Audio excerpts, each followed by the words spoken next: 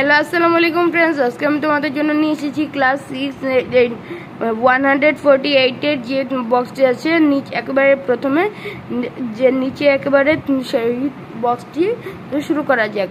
Hug, embrace, let's hug, bend down, curve down, bend down your waist,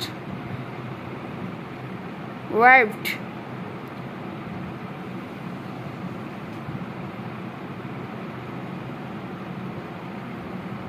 bundle up, এরপর হচ্ছে we warmed the gift box, explode, burst, they explode a bomb।